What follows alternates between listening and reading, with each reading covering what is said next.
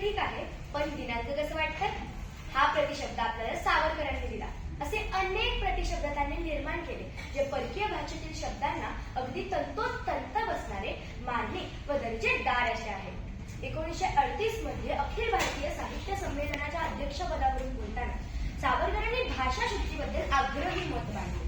आज त्यांनीच रूढ केलेले दूरध्वनी, महापौर, दिनांक, चित्रपट, मुख्याध्यापक इत्यादी शब्द आपण सर्रास उपयोगात आणतो, पण त्यांचे निर्माते सावरकर आहेत हे आपल्या गावी पण नसते. एक किस्सा सांगावा असा वाटतो. सावरकरांना मांडणारे गणपतराव नरावडे हे या आपल्या पुणे शहराचे मेयर झाले. ही वार्ता कळल्यावर 2 दिवसांनी सावरकरांकडून अभिनंदनाचे पत्र त्यांच्याकडे आले. त्यात म्हटले होते, पत्र पाठवण्यास विलंब होत आहे, त्याबद्दल क्षमस्व.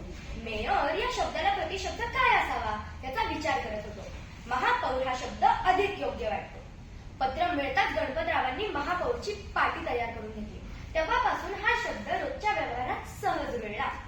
असे हे सावरकर. हो, ज्यांना प्रल्हाद केशव आत्रे यांनी जाहीर सभेत स्वातंत्र्यवीर अशी उपाधी दिली, म्हणजेच विनायक दामोदर सावरकर. यांचा जन्म 28 मे 1883 रोजी नाशिक जिल्ह्यातील भरूच या गावी झाला. स्वातंत्र्यवीर सावरकर हे एक अलौकिक व्यक्तिमत्व. ते सशस्त्र क्रांतिकारकांचे प्रेरणास्थान ठरले. रूढी, परंपरा, अंधश्रद्धा यांच्या विरोधात आवाज उठवला. वैज्ञानिक दृष्टिकोनाचा पुरस्कार केला. समाज प्रबोधनासाठी नाटकं, लावण्या, बोवाडे, फटके लिहिले. 1857 चे स्वातंत्र्य समर हे भारतीय क्रांतिकारकांची गीता ठरली. 1905 साली पुण्यात परदेशी कपड्यांची होळी केली. 1906 साली बॅरिस्टर होण्यासाठी ते लंडनला गेले. अभिनव भारत ही गुप्त संघटना स्थापन केली.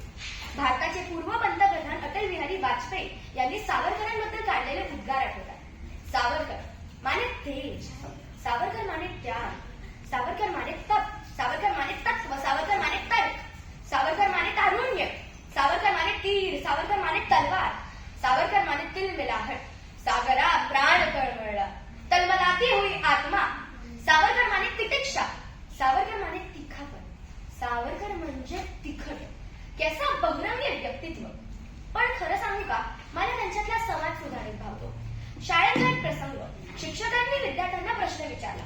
संत एकनाथ महाराजांच्या अंगावर यवन 100 वेळेस फुटला, याबद्दल तुमचे मत सांगा. सावरकरांचे उत्तर चिंतन करण्यासारखे आहे. संत एकनाथ महाराजांच्या अंगावर यवन 100 वेळेस फुंकूनही कोणीही प्रतिकार करत नाही. संतांसाठी कोण धावून येत नाही.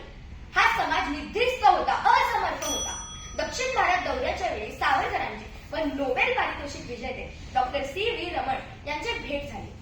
या प्रसंगी डॉक्टर रमण सावरकरांविषयी म्हणाले, मी आजवर अनेक तेजस्वी पण निर्जीव हिरे पाहिले, पण आज मी सावरकरांच्या रूपात सर्वात तेजस्वी असा जिता जागता हिरा प्रत्यक्ष पाहिला आहे, जो आपल्या हिंदू समाजाला सत्याचे मार्गदर्शन करत आहे.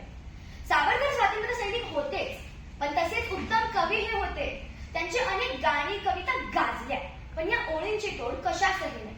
अनादिनी अनंतमी अवध्य निभला